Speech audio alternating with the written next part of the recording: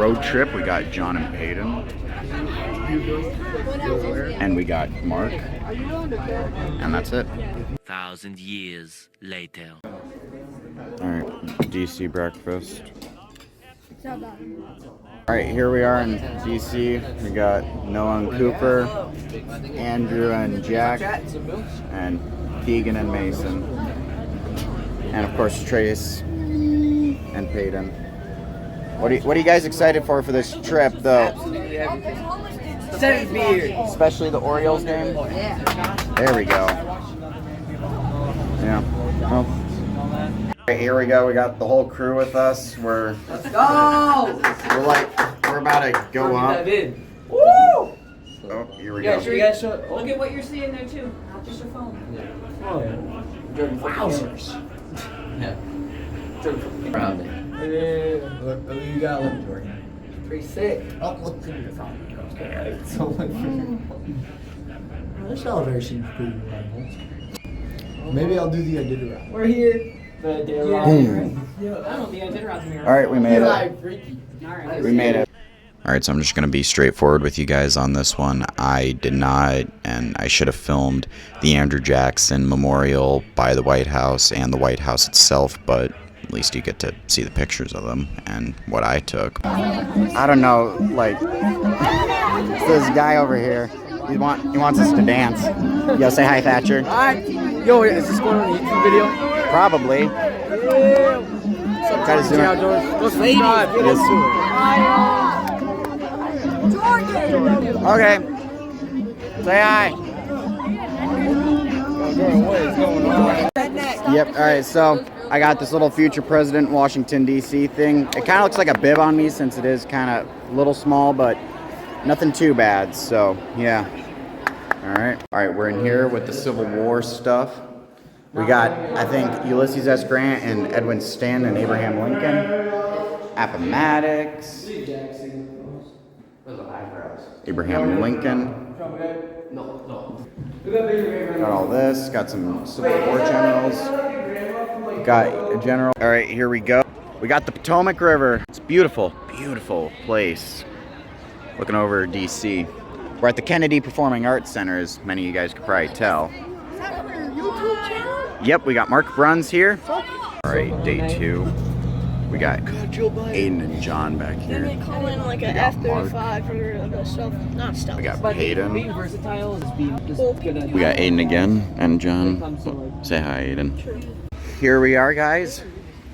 Whoop. We're at the World War II Memorial. We got to find South Dakota because, yeah, but we're the better Dakota. Not to get like, not to diss on North Dakota, but we're the better Dakota. We got Mount Rushmore. I'll show my face a little bit. See? So, anyway, but the exciting stuff is not it's this. Nebraska. Oh, what's up? North Dakota, Montana, Idaho. We got all of it. We're just gonna walk around here. New Mexico. Yeah, DC, baby. Yeah. Guam, American Samoa. So a little bit about my family in World War II. My great-grandfather, Charles Hubbard, he was a mechanic on one of the ships in the Pacific Theater, so he made sure everything was running smoothly. No, not that I'm aware of. But yeah, and there's the good old Washington Monument. And the Lincoln Memorial's all the way over there, but yeah. Alright, I think I'm gonna put the phone down for now. Alright, now we gotta explore a little bit. So, yeah. No, this is World War II. So basically all these, yeah. Yep. Yeah, so this is D-Day right here. This guy's name is probably Fred, this one Frank, this one Joe, this one Albert, I don't know. But it's basically, all these represent what it was like for the soldiers, you know, going from living on your usual house to fighting over in Omaha Beach or the Philippines or wherever.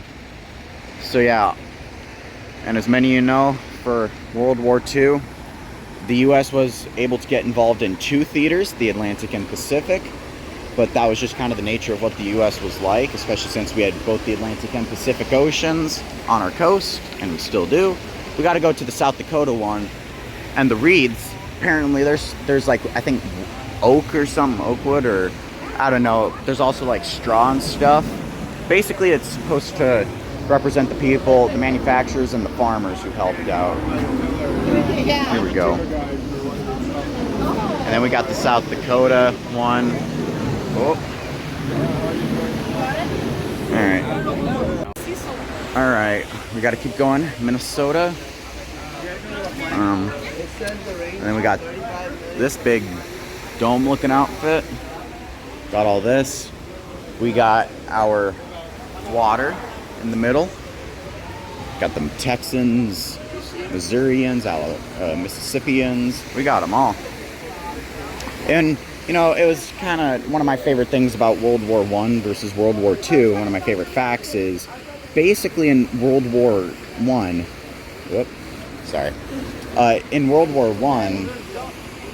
War I, we basically sent only a little bit of equipment. I mean, we sent, like, obviously guns and stuff, but we sent not a ton of equipment over to the Brits and the French and the Russians, unlike in World War II, where we were not only sending supplies, but we were making a ton of stuff. And yeah. Oh, we got Harry Truman. The heroism of our own troops was matched by that of the armed forces of the nations that fought by our side. They absorbed the blows and they shared to the full in the ultimate destruction of the enemy. Harry Truman. We got a Scottish American Military Society. All right, so we're at the Great Washington Monument. Got it from right side up. And we got a couple of folks here. And yeah, it's one tall thing. Got all the flags numbered. I think they're all after like the 50 states, but also just making things easier in case you need to do some stuff. Yeah. It's a great place. Got the Lincoln Memorial over there. Let's walk around a little.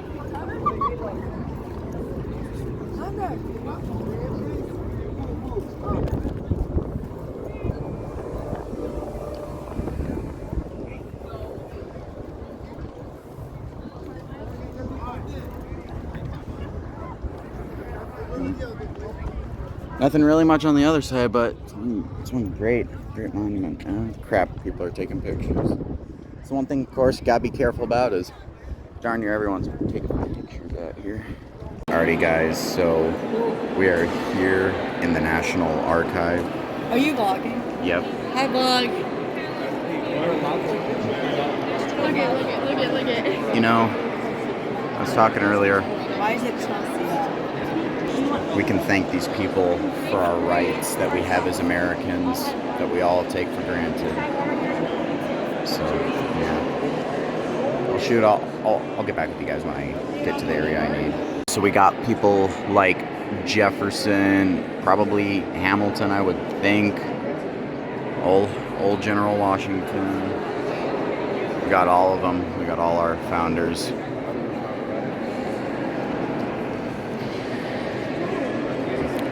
These are some of the most brilliant men in our nation's history. I understand as well that a lot of people probably... Here we go. We got our Charters of Freedom.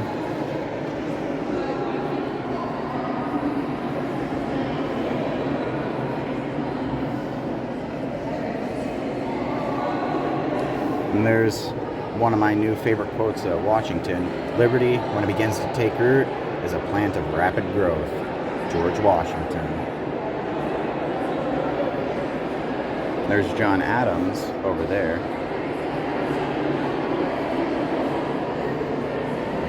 You guys can read a little bit on that. Pause the video.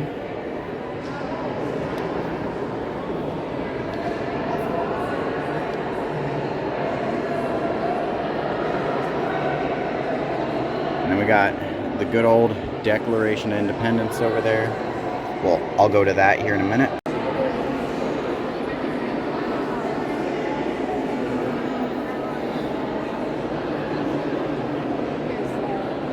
So I like how they go in the order, like, you know, you got the first three presidents. James Madison, I bet's over there then.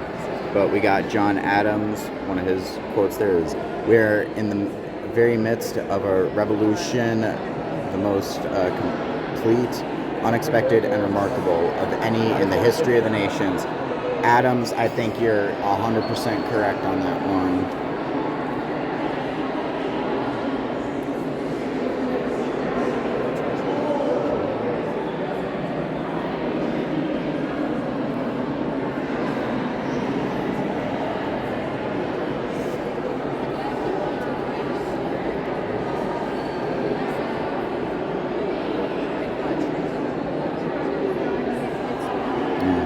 We'll go to Jefferson here once everyone gets to see what they're looking at.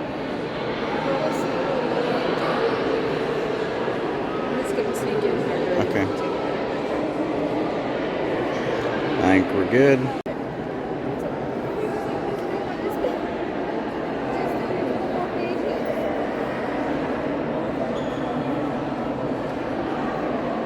Y'all can read up on that. Thomas Jefferson, baby. Founder of Jeffersonian democracy. Educate and inform the whole mass of people. They are the only sure reliance for the preservation of our liberty.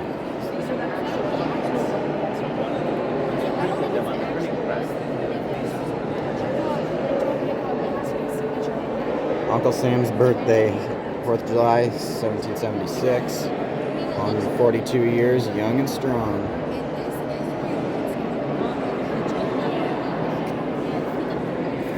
Fiery trial speech, Abe Lincoln's.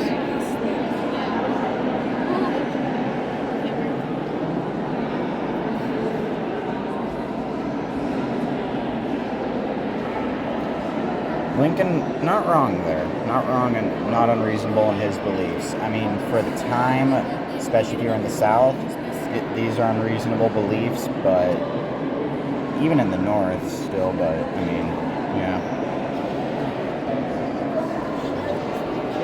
This is just stating where the Declaration's been all this time.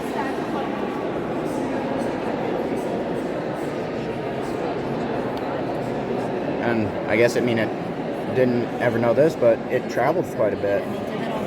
Of course, they hit up some of the big important cities like Philly, Baltimore, Princeton, Annapolis, New York City, of course, D.C. and Leesburg, Virginia. Moving on from our beloved Declaration of Independence to the great Constitution of the United States of America.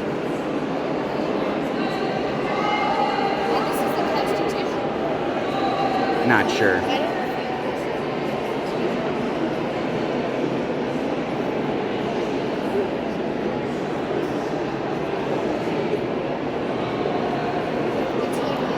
All lawful government is founded on the consent of those who are subject to it. James Wilson.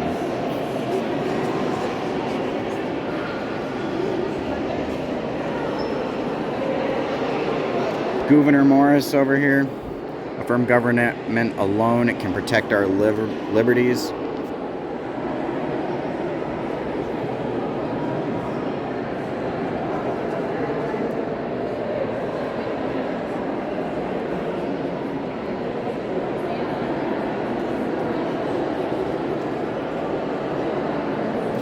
And you know, this, if you read up on it, I mean, even like pre-Civil War, people would still more identify with their state than to the nation. But post-Civil War, that's really when the United States became a truly united country, and people refer to themselves as being Americans rather than just, I don't know, Ohioans, for example.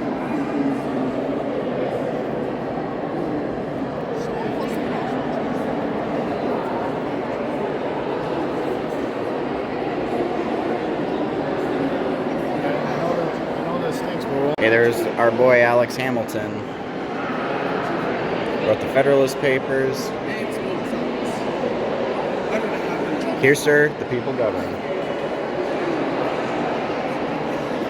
All right, and we're only going to get to go over the Constitution. Unfortunately, we're not going to get to do the Bill of Rights because we got to get going, but all that stuff's over there, and you can probably find it online.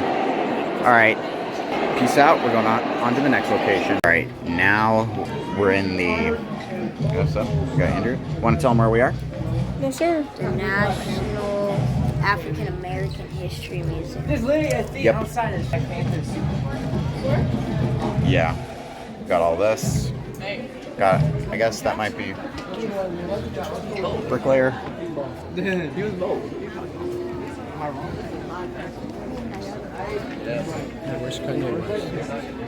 Guess they have some African American photographers. They got writers and all that sort of stuff. Why are you taking videos for YouTube? Alright, here we go in DC. Got lunch. We got Peyton here with us. Actually, I probably shouldn't have your MAGA hat in my video, but oh well. Anyway, got Aiden. Just eating some little ham sandwiches. Really? Jimmy John's and maybe Subway are better. Yeah. The ham sucks. I don't know. What, Aiden? What do you think? Worse than Jimmy John's. What do you think of the sandwich? And Not everything? that good, but I'm starving. I'm eating it.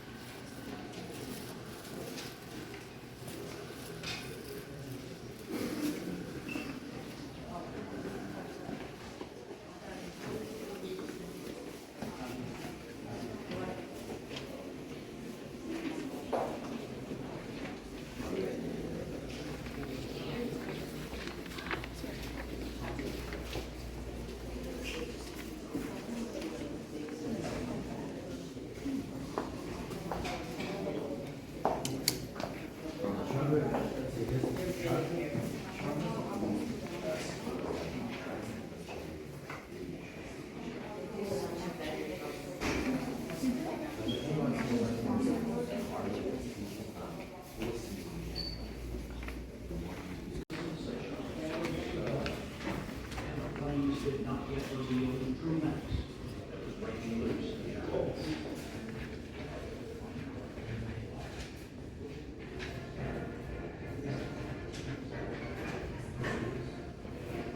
In Nazi Germany, sports had little to do with the Olympic ideals of sportsmanship and open competition. The Nazis used athletic programs to unite German youth in support of a party leader. The only sports clubs permitted were restricted to areas.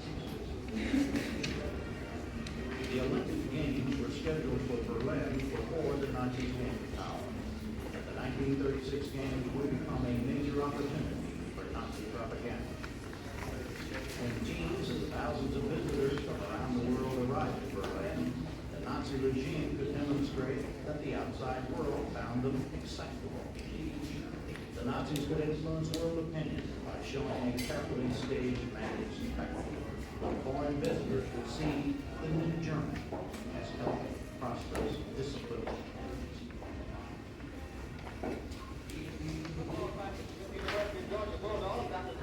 In America, sports leaders were concerned about Nazi contempt for the Olympic ideals of fair play. The amateur athletic the group responsible for certifying athletes for the U.S. team was headed by Judge Jeremiah Honeywell. In 1935, many refugees as our current law allowed.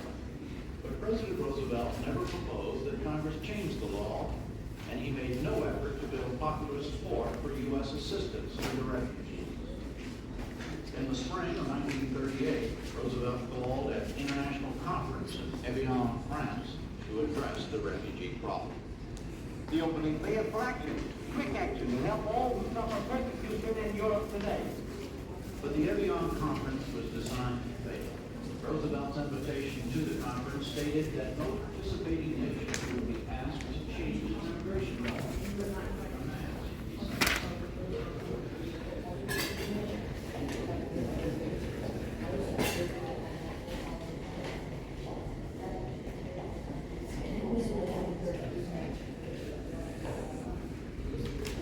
Put their headphones on like midnight.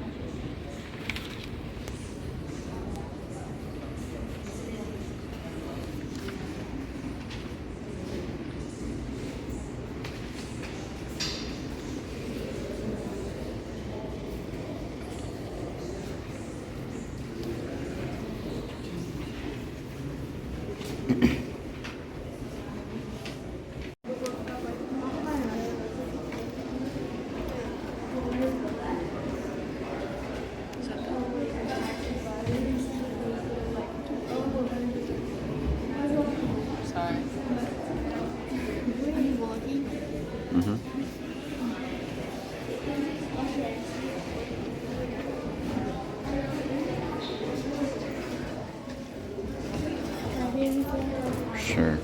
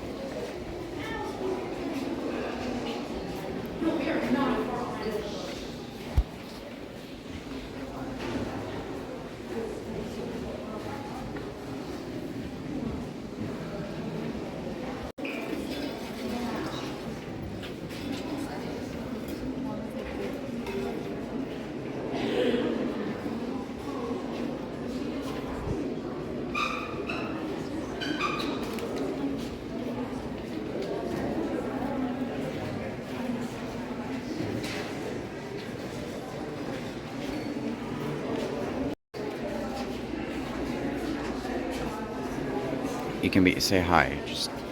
Just say hi.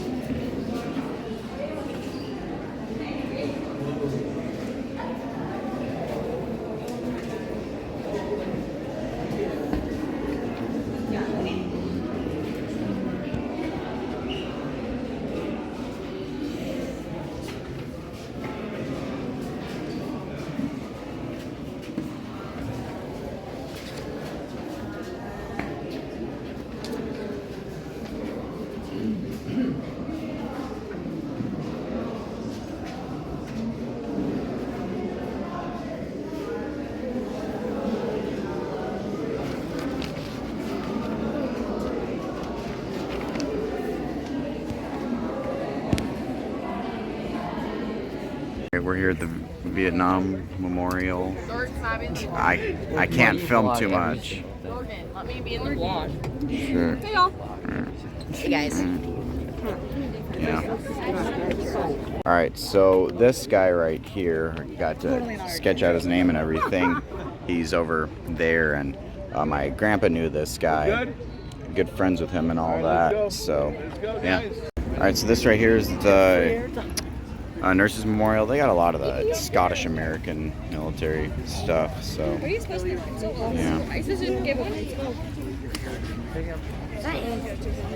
And That is not Anne Frank. $5. hey, get me on video. You already been in quite a bit. I know. Is this going on the YouTube? Yep. Alright, I want to be in as much as I can. Yeah. Get a picture. We'll back out. So we're going by some of a statue of some service members.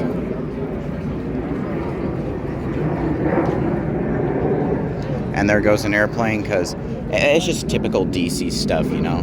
Always got them planes. Boogly boogly, it's me. Actually, the center, the beginning of the wall is actually in the middle of the All right, here we go. We're going into the Great Lincoln Memorial. Get it, Mason, get it. 140. Hey, Mason, you Oh man, I see Lincoln already. Gotta get through all these people. Say hi. please. That's so.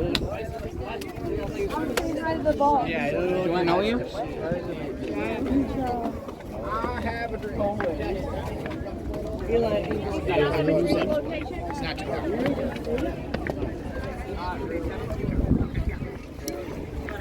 Here we go. It's under construction right now, unfortunately, but not everything's gonna be perfect.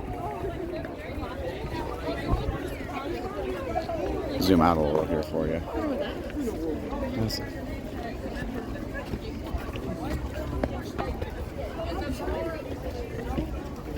Here we go. I'm gonna get back with y'all.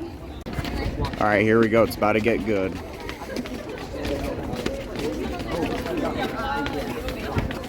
Morgan, are you putting this on YouTube? Yep, here we go. Let's go. Get me in there again. All right, you ready, Cooper? We're about to get to see Abe Lincoln. Let's go.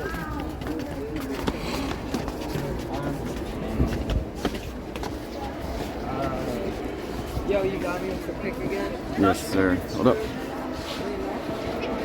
In this temple is in the hearts of the people for whom he saved the Union. The memory of Abraham Lincoln is enshrined forever. All right, so I'm going to read the full second inaugural address of Abraham Lincoln. And, well, here we go. Fellow countrymen, at this appearing to take the oath of the presidential office, there is less occasion for an extended address than there was at the first.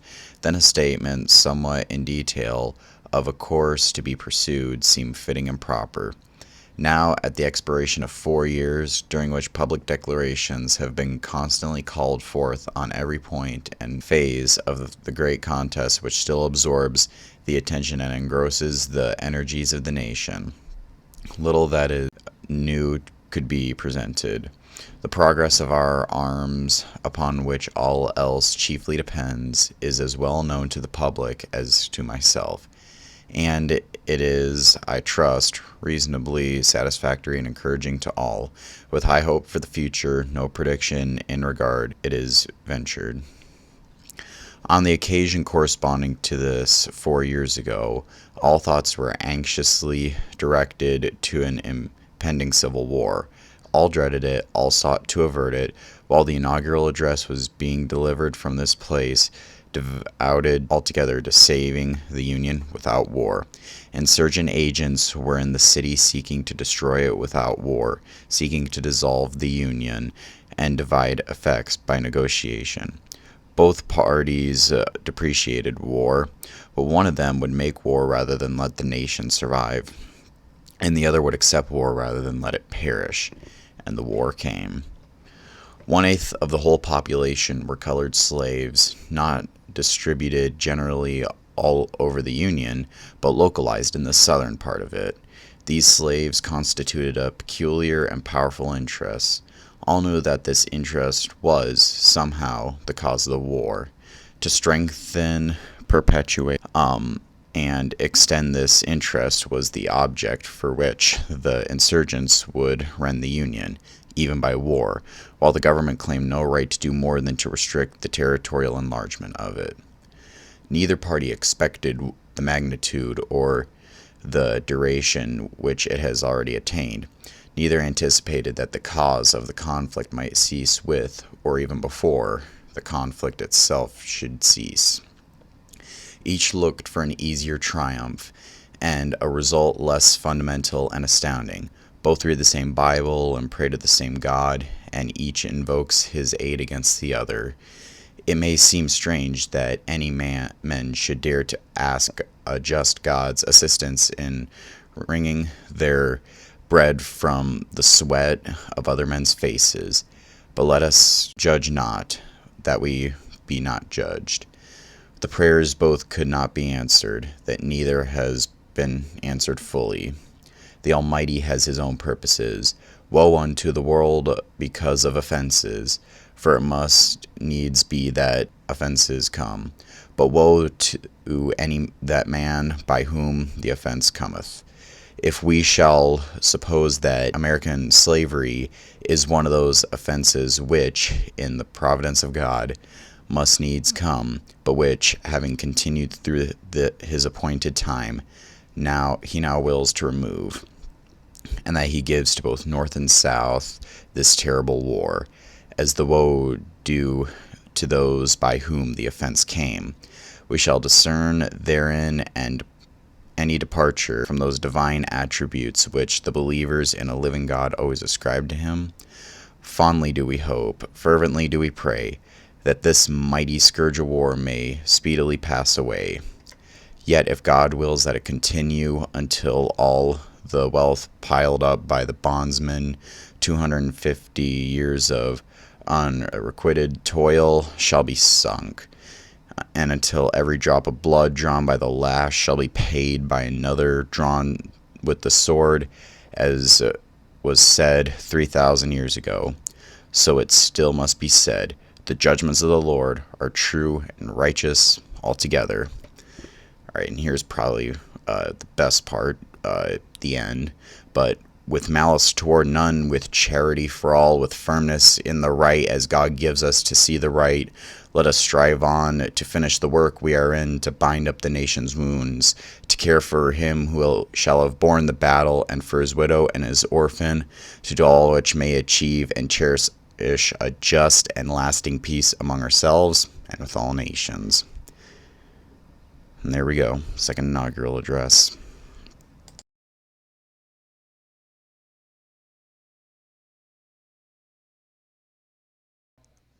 Alright, so I'm going to do you guys justice and really do a good reading of the Gettysburg Address, because, well, I didn't do the best job the first time, so here we go. 7 years ago, our fathers brought forth on this continent a new nation, conceived in liberty and dedicated to the proposition that all men are created equal. Now we are engaged in a great civil war, testing whether that nation or any nation so conceived and so dedicated can long endure. We are met on a great battlefield of that war. We have come to dedicate a portion of that field as a final resting place for those who here gave their lives, that that nation might live. It is altogether fitting and proper that we should do this. But in a larger sense, we cannot dedicate, we cannot consecrate, we cannot hallow this ground. The brave men, living and dead, who struggled here, have consecrated it far above our poor power to add or detract. The world will little note nor long remember what we say here, but it can never forget what they did here. It is for us the living, rather, to be dedicated here to the unfinished work which they who fought here have thus far so nobly advanced. It is rather for us to be here dedicated to the great task remaining before us, that from these honored dead we take increased devotion to that cause for which they gave the last full measure of devotion, that we here highly resolve that these dead shall not have died in vain, that this nation, under God, shall have a new birth of freedom, and that government of the people, by the people, for the people, shall not perish from the earth. And that was just the nature of the Gettysburg Address. It's a nice little under 2-minute speech if you take the time to kind of cut everything out. And yeah, anyway, God be with y'all. The water fountain over there. Then we got the names of all the people. Oops, hands over it. A lot of Korean names here because, well, obviously. And of course, the Korean War, there was USA and UN forces, well, technically the same thing. So it was basically North Korea and later China against the UN, which the US was a big part of. Places like France, the UK, even Luxembourg, all of them were involved.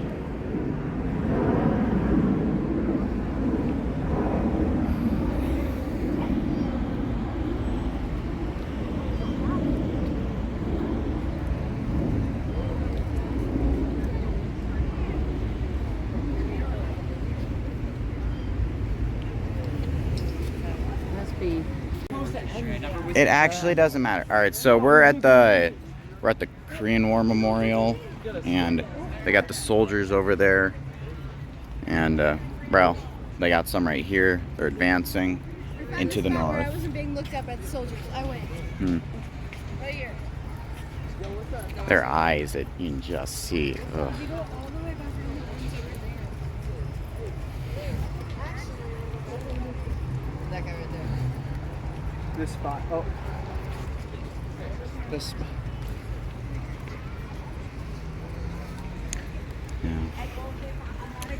Yeah, and it's funny because, like, the Korean War and Vietnam War were kind of opposites in terms of the weather, because the Korean War could be cold, especially during the winter, while the Vietnam War was hotter than anything.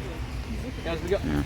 All right, so we are here. This is a really, really special place for us. We're in Mount Vernon right now with John, of course. Say hi, John. We got shot again. And, yeah. We're gonna go get to see what life was like for George Washington as a Virginia planter and gentleman, I guess. We got some little something. We got a little something here, Washington carved out. And yeah, we'll figure things out. All right, so we're getting around here. Hey, Mark, just say hi. Mark, say hi. Mark's gonna give us a tour. Right now, we're gonna go see what the slaves did, and like the clothes they made for themselves, and And also notice all their that stuff. beds. Like, notice what they slept on and compare that to what you see is in the mansion, what they slept Yeah, on. we're gonna go. And notice how many beds are So in there. this is basically what the slaves were making for themselves and all that. No, we don't think they're gonna do that.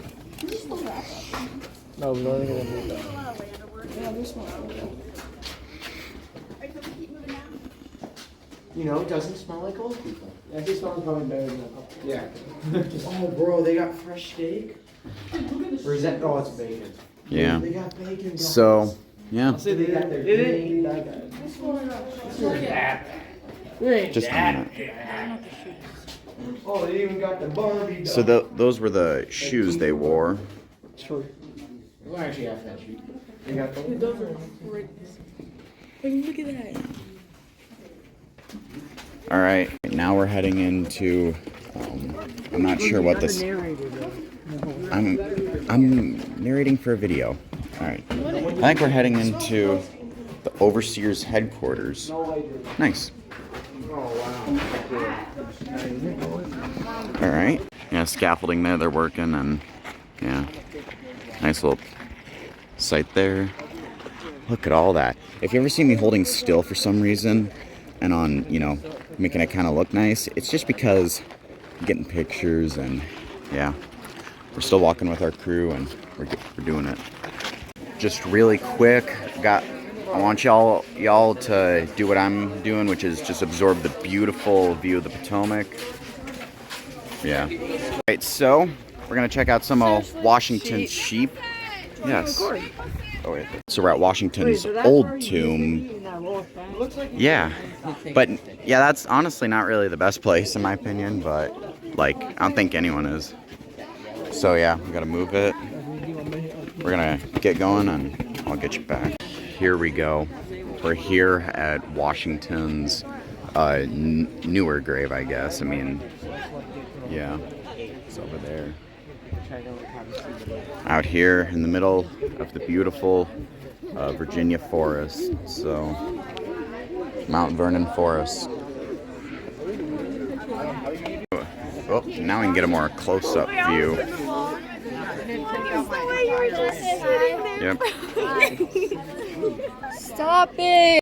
Alright, so this is kind of a, I guess, sad one. We got Ford's Theater here, where Abraham Lincoln was assassinated.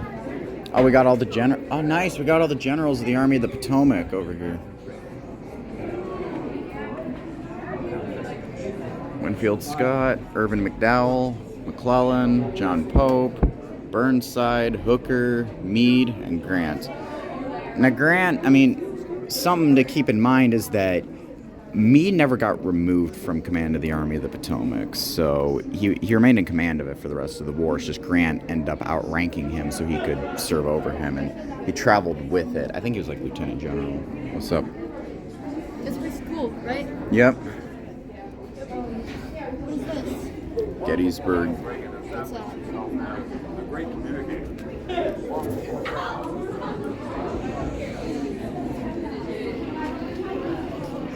So I think this, yep, these are the, I think, conspirators, maybe? Where's the pillow? Nope. Yo, you know where the pillow's at? Nope.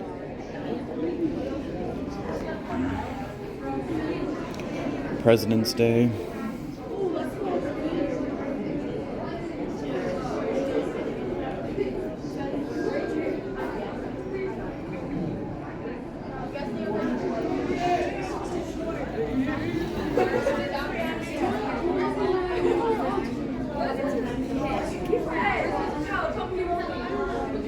Alright, here's all the stuff. Ramsey. I like went up to like that place where it was like that bridge. Look at how old that plane is, bro. Oh. That plane's old. Alright, we got one of my favorite presidents. I know he was one of our best, but one of my favorite presidents and probably the best general of the entire Civil War, General Ulysses S. Grant. Sorry.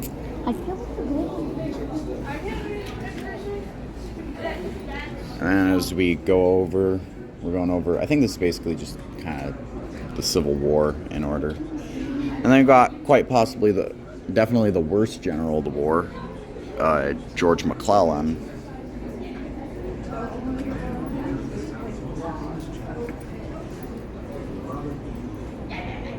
Alright, so we got the conspirators here.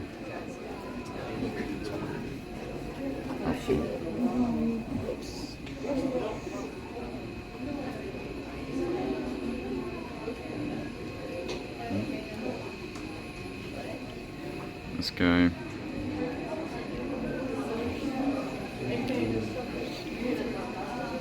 This gal, Mary Stuart. There's one of the famous drawings, Booth shooting Lincoln. Sorry, I'm video. And you got the worst of them all, I guess, we got John Wilkes Booth. And here's the .44 caliber pistol, and this is the one that killed Lincoln.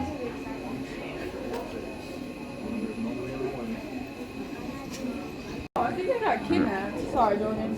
Fine. Bye. Alright, so we got the other conspirators. I think... Oop. So, let me go find an area. I'll do a little storytelling. So, So with the conspirators, from what I remember, there was one that was, we obviously got Booth getting Lincoln. Then there was one guy, he was supposed to target Andrew Johnson. Do this. Hey, Riley. Oh, it's. Anyway, one was supposed to kill Vice President Andrew Johnson. Oh, we got Andrew Hove here. Another Andrew. And then one was supposed to attack William Seward, Secretary of State. They attacked Seward, but he survived. And the guy that was supposed to get Johnson completely chickened out. Say hi. Hi. Wait, where are you posting that to? YouTube. YouTube? Yep. Let me see it. Yep, see? It's not live or anything. Live on YouTube. No. I prefer not to. Alright, anyway, just... Alright, so, let me give you my opinion. Here. So, we got McDowell. McDowell wasn't that bad of a general. He just ended up getting put up against some really competent Confederate forces, like at Manassas, for example, where they just knew what was going on. Winfield Scott, I don't even know. He was old. McClellan, the worst. Pope was pretty bad. Burnside, he wasn't too bad, but he ended up suffering from a lot of really incompetent people around him. Hooker was a pretty good general. It was just Chancellorsville where he got his bell rung by cannon fire, and yeah. And then Meade is a criminally underrated general. Gettysburg, I mean, that was quite a success. I mean, it was bloody, but successful. And Meade ended up, like I said, commanding the army for the rest of the war. Grant just traveled with him, being the main commanding general. And Grant's, of course, the best general of the war, as we know. So, yeah. Then we got Bobby Lee right here. What's this? Huh? What's this? Victory of a quick little video about, you got Jeff Davis and Robert E. Lee. Jefferson Davis, president of the Confederacy. Robert E. Lee was at first just commander of all, like, the Virginia forces, but he ended up becoming the main Confederate general, obviously. Lincoln's last speech. Here we are, guys. We're in Ford's Theater. This shows on April 14th, 1865, kind of what Lincoln was doing. Got what Booth was doing. Again, here's another arrow.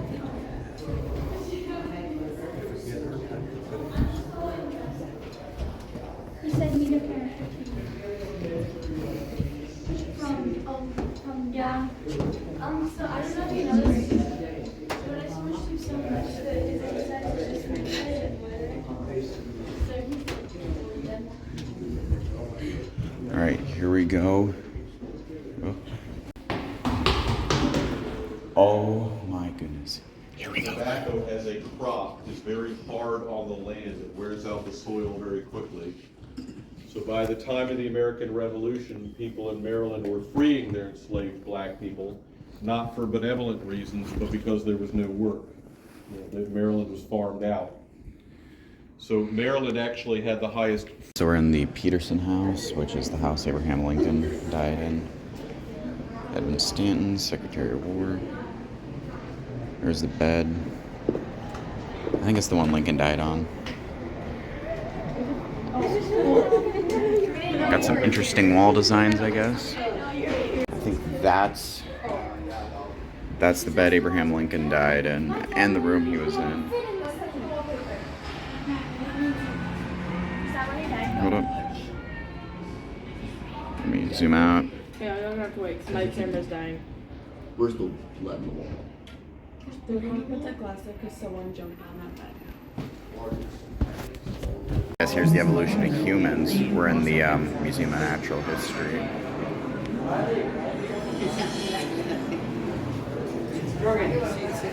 Alright, so yeah, I guess we're descended from a bunch of apes and stuff.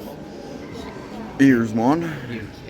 His name is G.I. Joe. That is Bodhi skeleton. So this is some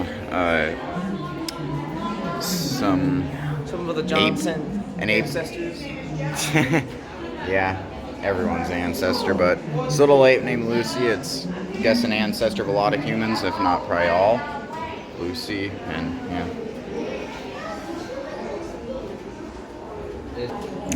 It's, I guess, a family tree or something of all humans, or an evolution tree.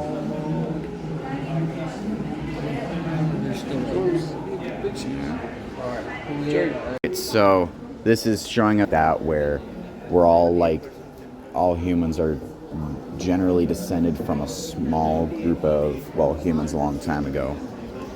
My animals, you know, we got a big fat raccoon looking outfit there. We got a bison over here, little rabbit, antelope looking thing, and you know, prairie dog, badgers, ferrets, all that good stuff. Little mouse. We got Far Cry Primal, saber-tooth looking thing. A gigantic, I don't know. Ground sloth. Yeah, giant ground sloth. Can you believe it? Sloths are that big. A long time ago. It's like we got our, I think, mammoths maybe. Yeah, the woolly mammoth. We got giant sloth. Got all that.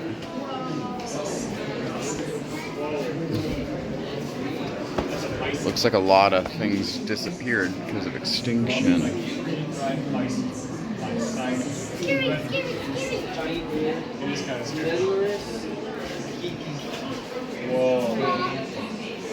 Geez, looks like the Americas and Australasia got hit heavily.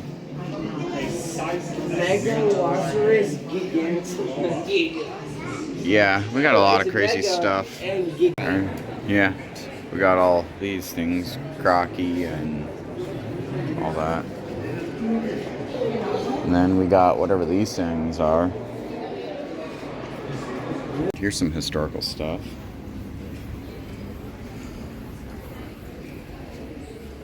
Muskets and everything. This is some revolutionary stuff and some census stuff, so.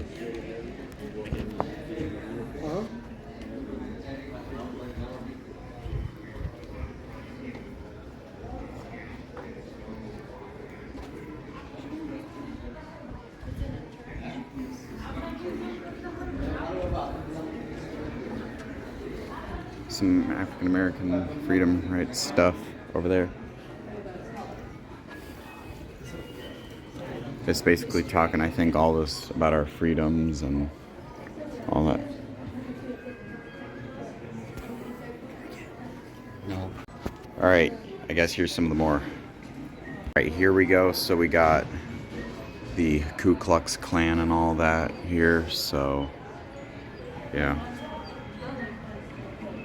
From Pulaski, Tennessee.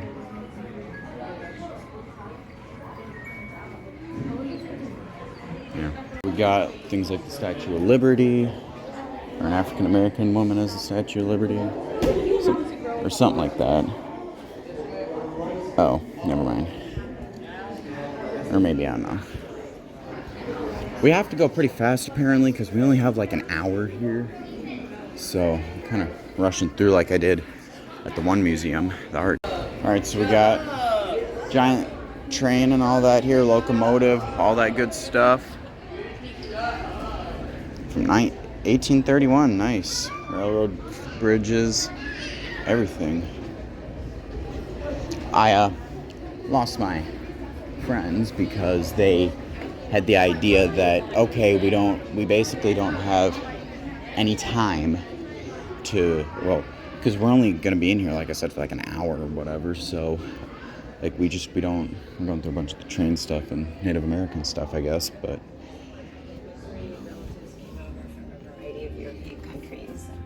oh, this is your and they grew up in Sonora, and my dad was the youngest of 12 kids, so he was actually born in California. I guess this is immigration and stuff. It's pretty cool. But anyway, so my friend's idea was that, sorry if it gets a little crooked, but oh, there's boating. But the idea was that, okay, we basically don't have any time, so we have to like run. I guess here's some, I suppose, Latin American stuff, Native American stuff, all that. We're going through, I think, one of America's greatest inventors, Tom Edison. So, yeah.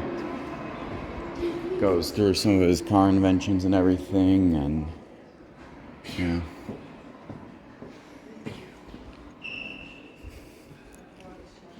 Look at all this stuff that made our lives much easier. You can thank Tom Edison, as well as many others like, what's his name? But yeah, you can thank a lot of these inventors for stuff that makes our lives easier. Driving engine. And now we're going to be learning about food, I guess.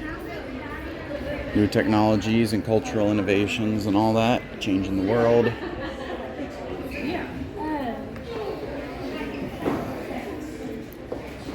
So this is basically stuff for processing food and keeping it cool, all that sort of good stuff. New nutritious stuff found. Jorgen, me in the vlog. What's up? All right. Good. Not much. Am I gonna make it on the YouTube again? Oh yeah, a couple times. I think the technology section was basically stuff that, yeah, just changed the world from a technological standpoint, and yeah. Now we're gonna tour the presidency of the United States of America. Here's some of like the presidential first ladies. Michelle Obama.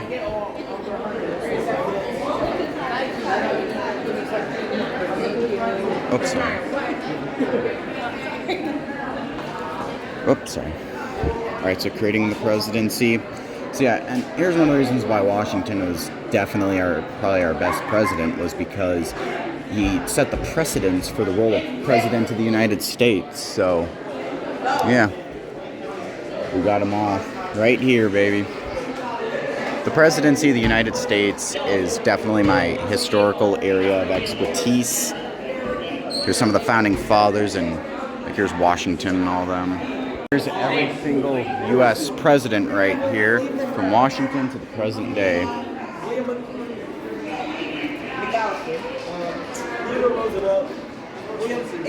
Alright, so I like how they kind of have different eras for the presidents, and they all kind of fit in that, so yeah. And I think there's a lot of presidential clothing and stuff like that. Oops, sorry.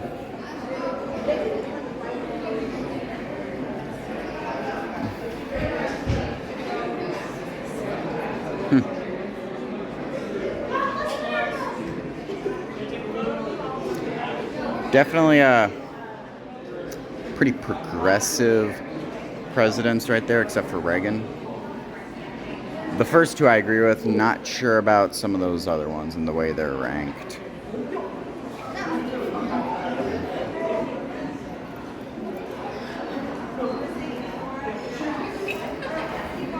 Oh, there's Woodrow Wilson. I do not like him. We won't talk about him too much. Is it Eisenhower? Go ahead, sorry. Oops, sorry. Oh no, there it is. It's on the Some instruments and ceremonial head of state stuff. Military uniforms, I suppose. I could spend all day here.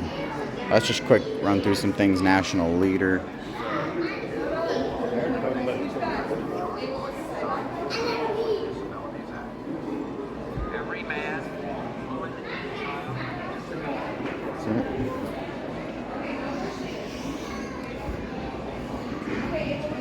Lincoln's cabinet.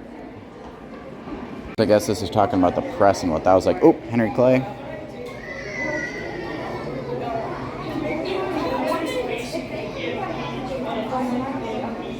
All the political cartoons. Public opinion. Richard Nixon. Some of those videos by the Nixon Foundation, they're kind of interesting and make Nixon sound like a more reasonable president than what people give him credit for. I won't offer too much on Nixon as well. because he's quite controversial. He definitely did some good and some bad, don't get me wrong. It just depends. Does the bad outweigh the good for you? That's how I see the presidency. I have my own ways of kind of judging what a presidency should be and kind of my own criterias and all that.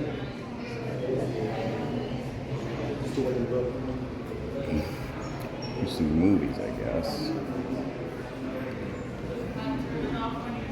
Alright guys, so I'm here with Hayden and Eli and the whole school, and we're at a Orioles game. This is the Baltimore Orioles versus the Tampa Bay Rays, and well, I don't know.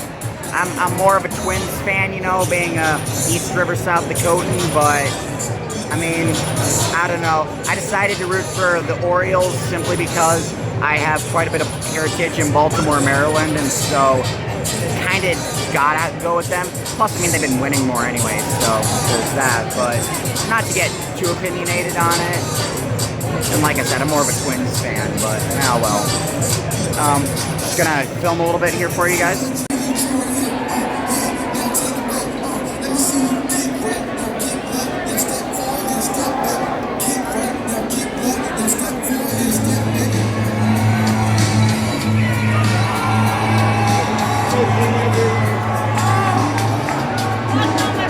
Spray in that water.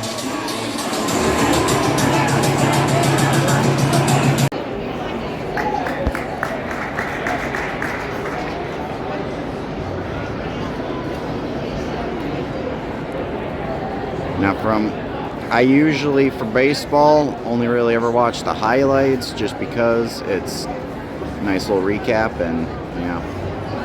Oh. Looks like, I guess, the Orioles are fielding for now, and Rays are batting. I know. Let's see. Let's see if the Rays can make something happen here. Who knows, maybe they'll get a home run or something, and yeah. You know they're outfield right now. I said Rays. Oh, the Rays. Maybe one of the Orioles. But, I mean, I don't know.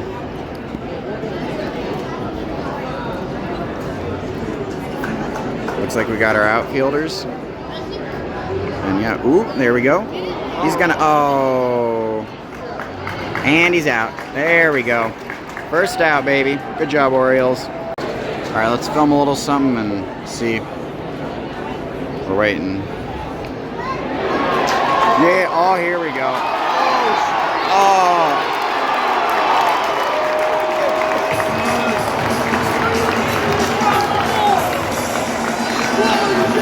Yeah, buddy.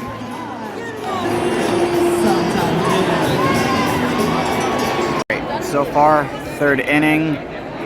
Rays are winning 1-0. So, yeah. Got to catch up now, Baltimore.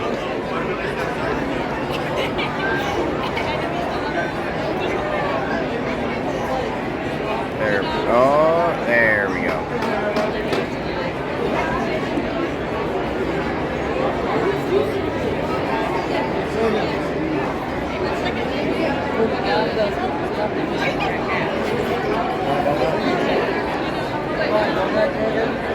What? Hold on. Alright, so fifth inning, still 1-0. Rays are tied and oh. But yeah. I don't know. What? Yep. So I don't know. I don't know if the Orioles are gonna make much of a dent. Now some people are wanting to do the thing. There we go. Come on, make a decision. What? Maybe. All right, here we go. Our boy over there, one of our Orioles boys, he's on third, so I'm thinking we might tie up here pretty quick. As long as that pitcher, man, if he can just get one good pitch and whoever's up to bat, O'Hearn or whatever, if he can get a good, you know, swing, we'll be A-okay.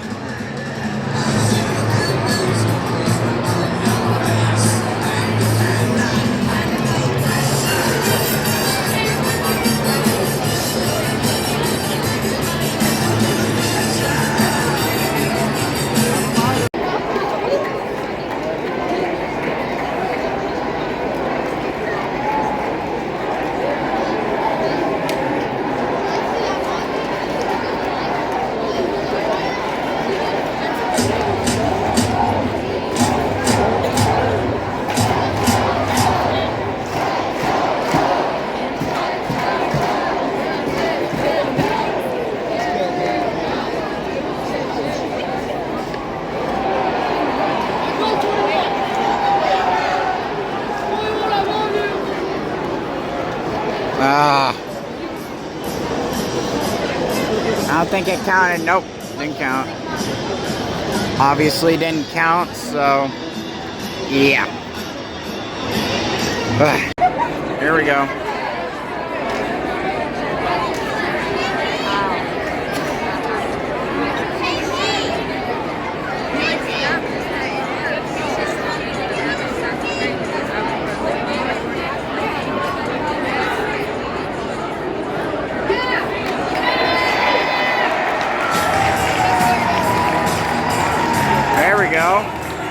Alright, the Orioles just scored.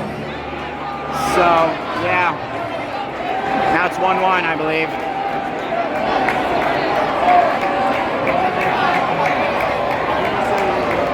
Alright, new innings so far. It's 3-1. Orioles are now winning. Thank the Lord. And yeah. Alright, we got country.